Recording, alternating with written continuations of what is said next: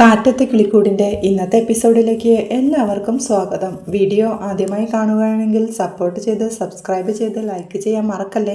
സുഭാഷ് ഏട്ടനെ പെണ്ണ് ചോദിക്കാനായി സുനന്ദയുടെ വീട്ടിലേക്ക് പോകുന്ന കാര്യം നിധി ഭാസ്കരനോട് സൂചിപ്പിക്കുന്നുണ്ട്.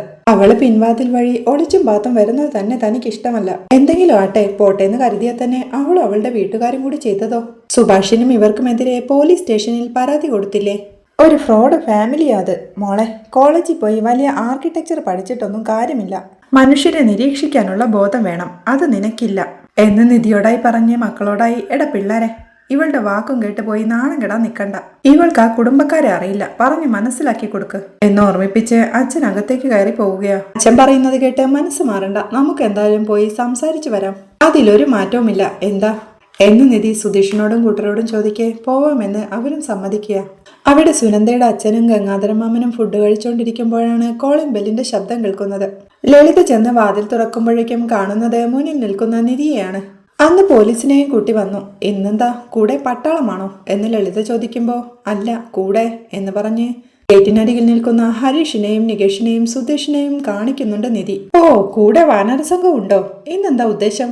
വീട് കയറി ആക്രമിക്കാനാണോ അതോ എന്ന് ലളിത ചോദിക്കുമ്പോഴേക്കും ദേഷ്യത്തോടെ ഹരീഷും ഇവരെ ഇന്ന് ഞാൻ എന്ന് പറയുമ്പോ ഡാ വീടടാ, നമ്മളായിട്ട് ഇഷ്യൂ ഒന്നും ഉണ്ടാക്കണ്ടെന്ന് പറഞ്ഞ് സുധീഷും അവനെ സമാധാനിപ്പിക്കുന്നുണ്ട്. പ്ലീസ്, ഞങ്ങളൊരു കാര്യം സംസാരിക്കാൻ വന്നതാ എന്ന് നിധി പറയുമ്പോ നിങ്ങളൊക്കെ ഇവിടെ വന്ന് എന്ത് സംസാരിക്കാനാ എന്ന് ലളിത ചോദിക്കുമ്പോഴേക്കും ആരാ ലളിത എന്ന് സുനന്ദയുടെ അച്ഛനും വിളിച്ച് ചോദിക്കുന്നുണ്ട്. കുടുംബത്തിന്റെ പേര് കെടുത്താൻ എന്റെ അമ്മ പെറ്റിട്ടൊരുത്തനില്ലേ ഭാസ്കരൻ, അവന്റെ 3 വാനരന്മാരും അതിലൊരുത്തന്റെ കെട്ടിയോളുമാ എന്ന് ലളിത ദേഷ്യത്തോടെ വിളിച്ചു പറയുമ്പോഴേക്കും സുനന്ദയുടെ അച്ഛനും അങ്ങോട്ടെത്തുന്നുണ്ട്. ഞങ്ങൾ വഴക്കുണ്ടാക്കാൻ വേണ്ടി വന്നതല്ല എന്ന് നിധി പറയുമ്പോ അല്ലെങ്കിൽ തന്നെ ഇവിടെ വന്ന് വഴക്കുണ്ടാക്കാൻ നിനക്ക് എന്താ അവകാശ പെണ്ണെ എന്ന് ലളിതയും ചോദിക്കുന്നുണ്ട്. സുനന്ദയുടെ അച്ഛനും അന്നത്തെ പോലീസ് സ്റ്റേഷൻ വിഷയത്തോടെ തന്നെ നിങ്ങളോട് സംസാരിക്കാനേ പാടില്ലെന്ന് തീരുമാനിച്ചതാ ഞാൻ എന്ന് അദ്ദേഹം പറയുമ്പോഴേക്കും പോലീസ് സ്റ്റേഷനിലേക്ക് ആദ്യം പോയത് നിങ്ങളല്ലേ അമ്മാവ എന്ന് സുധീഷും അങ്ങോട്ടെത്തി ചോദിക്കുന്നുണ്ട്. അമ്മാവനോ? ആരടാ നിന്റെ അമ്മാവൻ എന്ന് അയാൾ ചോദിക്കുമ്പോ അമ്മായിയെ കെട്ടിയ പിന്നെ അമ്മാവെന്ന് വിളിച്ചല്ലേ പറ്റൂ എന്ന് ഹരീഷും. അയ്യടാ, അങ്ങനെ നീ എന്നെ അമ്മായിയൊന്നും ആക്കണ്ട എന്ന് ലളിത ദേഷ്യത്തോടെ പറയുമ്പോ അങ്ങനെ ആഗ്രഹം ഉണ്ടായിട്ടൊന്നുമല്ല, പിന്നെ നിവൃത്തി ഇല്ലാതെ പോയി എന്ന് ഹരീഷും. അപ്പോഴേക്കും ആരാളിയാ എന്താന്ന് ചോദിച്ചേ ഗംഗാധരമാമനും കൂടെ സുനന്ദയും സിറ്റൗട്ടിലേക്ക് എത്തുന്നുണ്ട്. നിന്റെ ചീത്തവിളി കേട്ടപ്പോഴേ തോന്നി എന്താടാ നിങ്ങൾക്ക് ഇവിടെ കാര്യം എന്ന് ഗംഗാധരമാമൻ ചോദിക്കുമ്പോഴേക്കും സുനന്ദയെ കാണേ ഡി പോയി അകത്ത് കയറി ഇരിക്കടി എന്ന് പറഞ്ഞ് ലളിത അമ്മായിയും അവളെ വഴക്കു പറയുന്നുണ്ട്. ഞങ്ങൾ സുനന്ദയുടെ കാര്യം സംസാരിക്കാൻ വന്നതാ എന്ന് നിധി പറയുമ്പോ അവളുടെ കാര്യം സംസാരിക്കാനും ചെയ്യാനും ഞങ്ങൾ ഇവിടെയുണ്ട്, അത് തന്നെ ധാരാളമാ, അധികം സംസാരിക്കാൻ നിൽക്കാതെ പോവാൻ നോക്ക് എന്ന് ലളിത ദേഷ്യത്തോടെ ഒച്ചയെടുക്കുമ്പോ സുനന്ദയ്ക്ക് സുഭാഷ് ഏട്ടൻ ഇഷ്ടാ. സുഭാഷ് ഏട്ടന് തിരിച്ചും. അത് നിങ്ങളുമായിട്ടൊന്ന് സംസാരിക്കാന്ന് കരുതിയാ ഞങ്ങൾ ഒരുമിച്ച് വന്നത്. ഒരു വീട്ടിൽ വന്ന് എങ്ങനെ പെണ്ണ് ചോദിക്കണമെന്ന് ഞങ്ങൾക്കറിയില്ല. ചോദിച്ച് തഴക്കവുമില്ല, വിരോധമില്ലെങ്കിൽ നമുക്ക് അകത്തിരുന്ന് സാവകാശം സംസാരിച്ചൂടെ എന്ന് നിധി ചോദിക്കുമ്പോ ഓ, എന്റെ വീടിനകത്ത് കയറിയിരുന്ന് സംസാരിക്കണമല്ലേ നിനക്ക്? അതും എന്റെ മോളെ ആ കോന്തന് കെട്ടിച്ചു കൊടുക്കുന്ന കാര്യം പറയാൻ. നീയാള് മോശമല്ലല്ലോടി. ഇവന്മാർക്കോ കുടുംബത്തോടെ നാണമില്ല. ഇവന്മാരുടെ കൂടെ ചേർന്ന് നീയും അങ്ങനെയായോ? ഞാൻ എന്റെ മോൾക്ക് ദുബായ്ക്കാരൻ ഒരു ചെറുക്കനെയാ കണ്ടുവച്ചിരിക്കുന്നത്. നല്ല അന്തസ്സും ആഭിജാത്യവുമുള്ള തറവാട്ടി പിറന്ന ഒരുത്തൻ. അങ്ങനെ ഒരു ബന്ധം വന്നു നിൽക്കുമ്പോ ഞാൻ എന്റെ മോളെ ഒരു കൊലപ്പുള്ളിയുടെ കുടുംബത്തിലേക്ക് കെട്ടിച്ചു വിടണമെന്നാണോ നീ പറയുന്നത് എന്ന് നിധിയോടായി ചോദിച്ച് എടമാരെ കഴുതകളെ, ഇവൾക്കോ കാര്യങ്ങൾ അറിയില്ലെന്ന് കരുതാം, പക്ഷെ ഇവൾ ഇങ്ങനൊരു കാര്യം പറഞ്ഞപ്പോ എന്നാ പിന്നെ ലളിതയുടെ മോളെ കല്യാണം ആലോചിക്കാന്ന് കരുതി ഇവളുടെ വാല തൂങ്ങി വരാൻ നിങ്ങൾക്കൊന്നും ഒരു ഉളുപ്പുമില്ലടാ. അതെങ്ങനാ? ആസനത്തിൽ ആലുമുളച്ച അതും തണലായി കാണുന്ന വർഗമല്ലേ, നാണം കെട്ട നാറികള് എന്ന് ലളിത പറയുന്നുണ്ട്. സുനന്ദയുടെ അച്ഛനും നിധിയോടായി നീ പഠിച്ച പെണ്ണാണെന്നാണല്ലോ പറയുന്നത്. സാമാന്യ ബോധം എന്നത് നീ ഒരു കോളേജിലും പഠിച്ചിട്ടില്ലേ? നീ ഇവരെയും കൂട്ടി വന്ന് സംസാരിച്ചാൽ ധനശേഖരൻ ഒരു കൊലയാളിയുടെ മോളെ കെട്ടിച്ചു കൊടുക്കുമെന്ന് കരുതിയോ എന്നയാൾ ചോദിക്കുമ്പോ ഇവരുടെ അച്ഛനോടുള്ള ദേഷ്യം ഇവരോട് കാണിക്കേണ്ട കാര്യമുണ്ടോ? ഒന്ന് സമാധാനത്തോടെ നിങ്ങളുടെ മകളോടൊന്ന് സംസാരിച്ചു നോക്ക്, അവളുടെ മനസ്സ് അപ്പോഴേ നിങ്ങൾക്ക് മനസ്സിലാവോ. സുഭാഷ് ഏട്ടനോടും അല്പനേരം സംസാരിച്ചു നോക്കൂ, ആ മനസ്സ് എങ്ങനെയുള്ളതാണെന്ന് അപ്പോഴേ അറിയൂ എന്ന് നിധി പറയുമ്പോ അയ്യോടാ, ഇത്തിരി ഉള്ളപ്പം മുതൽ കാണാൻ തുടങ്ങിയ അവനെ ഇനി നീയായിട്ട് വന്ന് പരിചയപ്പെടുത്തണ്ട. എന്റെ മോൾക്ക് ഞാൻ അതിലും അന്തസ്സുള്ള ഒരാളെയാ കണ്ടെത്തിയിരിക്കുന്നത് എന്ന് ലളിതമായി പറയുമ്പോ നിങ്ങൾ കണ്ടെത്തിയിരിക്കുന്ന ആള് കൊള്ളാവുന്ന ഒരാളായ മാത്രം മതിയോ? അവര് നിങ്ങളെ മകൾക്ക് ഇഷ്ടപ്പെടണ്ടേ എന്ന് നിധി ചോദിക്കുമ്പോ ഇവൾക്ക് ഇഷ്ടമായോ ഇല്ലയോ എന്ന് ഞങ്ങൾ നോക്കിക്കോളാം, നിങ്ങളുടെ ആരുടെ ഉപദേശം തൽക്കാലം വേണ്ട എന്ന് ഗംഗാധരമാമനും പറയുന്നുണ്ട്. അവിടുത്തെ ബഹളമെല്ലാം കേട്ട് നാട്ടുകാരിൽ ചിലരും അവിടെ നിന്ന് എത്തി നോക്കുകയാ. ഉപദേശിക്കുകയല്ല അങ്കിളെ, അപേക്ഷിക്കുകയാ. അതും സുഭാഷ് ഏട്ടന് വേണ്ടിയല്ല, നിങ്ങളുടെ മകൾക്ക് വേണ്ടി. നിങ്ങൾ ഇപ്പൊ നിങ്ങളുടെ മോളോട് ചോദിച്ചു നോക്ക്, അവൾ പറയും സുഭാഷ് ഏട്ടനെ ഇഷ്ടമാണെന്ന്. നിങ്ങളുടെ വാശിക്ക് വേണ്ടി അവളുടെ ജീവിതം കുരുതി കൊടുക്കണോ? എല്ലാവർക്കും കൂടി ഒന്നിരുന്ന് സംസാരിച്ചാൽ തീരാവുന്ന പ്രശ്നമല്ലേ ഉള്ളൂ എന്ന് നിധി ചോദിക്കുമ്പോഴേക്കും അമ്മായിയും ദേഷ്യത്തോടെ മതി നിർത്ത്. എന്റെ മോളെ ചെറുപ്പം മുതലേ ഓരോന്ന് പറഞ്ഞ് വശീകരിച്ചതാവൻ. അവന്റെ ഇവളുടെയും പ്രായം നോക്കടി ആദ്യം. 12 വയസ്സാ വ്യത്യാസം. 10ാം ക്ലാസ് കഴിഞ്ഞപ്പോ കൽപ്പണിക്ക് പോയി തുടങ്ങിയതാവൻ. അന്ന് അവന് പ്രായം 15 വയസ്സ്. അന്ന് എന്റെ കുട്ടി ഇവിടെ മുട്ടിലെഴയുന്നേയുള്ളൂ. അന്നൊക്കെ വന്ന് ഞങ്ങൾ ആരും അറിയാതെ തോളിലെടുത്ത് കൊഞ്ചിച്ച് നടക്കുമ്പോ അവന്റെ മനസ്സിൽ ഇങ്ങനൊരു ലക്ഷ്യമുണ്ടെന്ന് ഞങ്ങൾക്കാർക്കും അറിയില്ലായിരുന്നു എന്ന് ലളിത പറയുമ്പോ, അറിഞ്ഞിരുന്നെങ്കിലേ അന്നേ ഞങ്ങൾ അവനെ അവസാനിപ്പിച്ചേനെ എന്ന് ധനശേഖരനും പറയുന്നുണ്ട്. ഇത്തിരി പ്രായം കൂടിയ ആണുങ്ങളോട് ചില പെണ്ണുങ്ങൾക്ക് ചില ആകർഷണമൊക്കെ തോന്നും, പ്രത്യേകിച്ച് അച്ഛൻ നാട്ടിലില്ലാത്ത കുട്ടികൾക്ക്. അവരെ ചേർത്ത് പിടിച്ചുപദേശിച്ചും ഓരോന്ന് പറഞ്ഞ് സ്വന്തമാക്കാൻ നോക്കുന്നവന്മാരെയും എന്താ ചെയ്യേണ്ടതെന്ന് ഞാൻ പറയുന്നില്ല, കാരണം നീ ഒരു പെണ്ണായിപ്പോയി എന്ന് അമ്മായി പറഞ്ഞു നിർത്തുമ്പോഴേക്കും ഗംഗാധരൻ മാമനും, എടാ കഴുതകളെ, ഈ പെണ്ണ് വിളിച്ചപ്പോ അപ്പോ തന്നെ ഇറങ്ങി കൂടെ വരാൻ തയ്യാറായി അല്ലേ? നിങ്ങളുടെ നിലയും വിലയും എന്താണെന്ന് നിങ്ങൾ തന്നെ മനസ്സിലാക്കാൻ നോക്ക്. നിങ്ങൾ ഇവിടെ വന്ന് പെണ്ണാലോചിച്ചെന്നറിഞ്ഞാൽ അത് ഞങ്ങൾക്ക് നാണക്കേടല്ലേ എന്ന് ചോദിക്കുമ്പോഴേക്കും ദേഷ്യത്തോടെ ഹരീഷും, ഇതാണ് ഞാൻ ആദ്യമേ വരണ്ടെന്ന് പറഞ്ഞത്. അവർക്ക് ഇഷ്ടമില്ലാത്തത് പോട്ടെ, ഇങ്ങനെ നാണം കെടേണ്ട കാര്യമുണ്ടോ എന്ന് ഹരീഷ് ചോദിക്കുമ്പോഴേക്കും, ഹരീഷേട്ടാ എന്ന് നികേഷും വിളിക്കുന്നുണ്ട്. ഒന്ന് മിണ്ടാതിരിക്കടാ എന്ന് ഹരീഷും. അമ്മായി അപ്പോഴേക്കും നിധിയോടായി, എടി നിന്നെപ്പോലൊരു പെണ്ണിനെ ഇങ്ങനെ പറഞ്ഞു വരാൻ നാണമില്ലേ? അതെങ്ങനാ? നാണവമാനമുള്ള ഒരുവളായിരുന്നെങ്കിൽ ഇങ്ങനെ ഒരുത്തന്റെ കൂടെ ഇറങ്ങി പോരില്ലായിരുന്നല്ലോ അല്ലേ എന്ന് ചോദിക്കുമ്പോ, മര്യാദയ്ക്ക് സംസാരിക്കണം. നിങ്ങളുടെ മകൾ സുഭാഷേട്ടനെ ഇഷ്ടമാണെന്ന് പറഞ്ഞുകൊണ്ട് മാത്രമാ നിധി ഇങ്ങനെയൊരു തീരുമാനമെടുത്ത് ഞങ്ങളെയും കൂട്ടി ഇവിടെ വന്നത് എന്ന് സുധീഷും പറയുന്നുണ്ട്.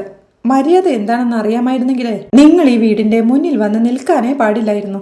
ഇങ്ങോട്ട് കയറി വന്നിട്ട് ഞങ്ങളെ മര്യാദ പഠിപ്പിക്കാൻ വരുന്നോടാ റാസ്കൽസ് എന്ന് ധനശേഖരൻ വിളിച്ച് പറയുമ്പോഴേക്കും, ദേ ഇനിയൊരു നിമിഷം ഇവിടെ നിന്ന് ഞാൻ അയാളെ അടിക്കും, ഉറപ്പാ എന്ന് ഹരീഷും സുധീഷിനോടായി പറയുന്നുണ്ട്. അത് ശരി, ഞങ്ങളുടെ വീട്ടിൽ കയറി വന്നിട്ട് ഞങ്ങളെ തല്ല നോക്കുന്നോ എന്ന് നിധിയോടായി ചോദിച്ച് അമ്മായി അവിടെ കൂടി നിൽക്കുന്ന നാട്ടുകാരോടായി, ദേ നിങ്ങൾ കാണുന്നില്ലേ ഇതൊക്കെ? എന്റെ മോളുടെ കല്യാണം ഞങ്ങൾ വേറെ ഉറപ്പിച്ച് വെച്ചിരിക്കുക.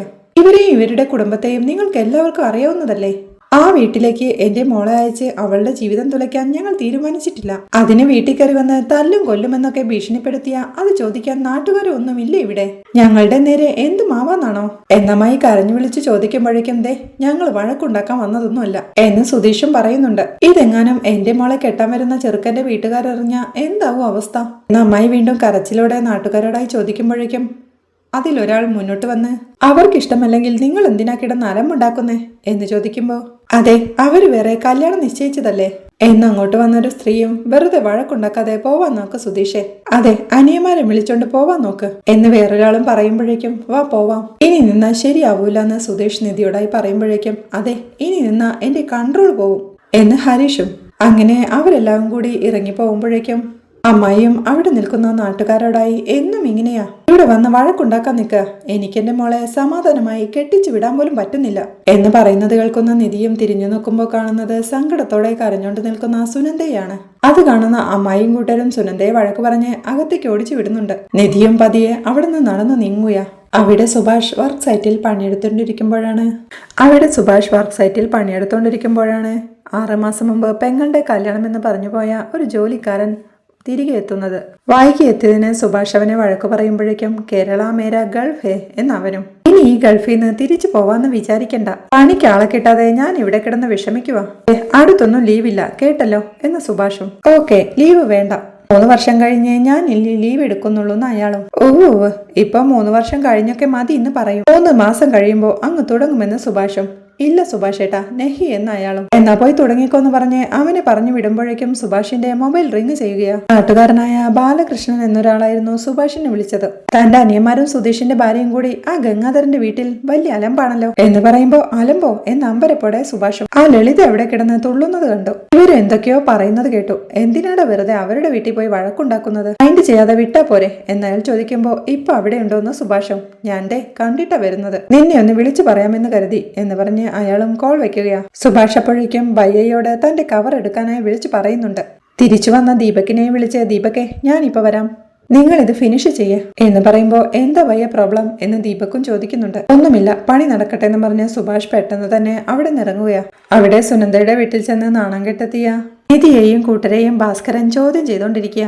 പറഞ്ഞതുപോലെ പോയി നാണം കെട്ടു പോന്നു അല്ലേ? അവരുടെയൊക്കെ കാല് പിടിച്ച് പെണ്ണ് ചോദിക്കാൻ നാണമില്ലായിരുന്നല്ലോടാ എന്ന് ഭാസ്കരൻ ചോദിക്കുമ്പോ അത് കഴിഞ്ഞില്ലേ, ഇനിയിപ്പോ അതങ്ങ് വിട്ടേക്ക്. സുഭാഷ് ഏട്ടന് വേണ്ടി പോയി അവര് പറ്റില്ല എന്നും പറഞ്ഞു. അത് ഞങ്ങൾ വലിയ കാര്യമായിട്ട് കണക്കാക്കുന്നില്ല, പോരെ എന്ന് സുധീഷ് ചോദിക്കുമ്പോ നിർത്തടാ, സുഭാഷ് ഏട്ടന് വേണ്ടി ഒരു പെണ്ണ് ചോദിക്കല്.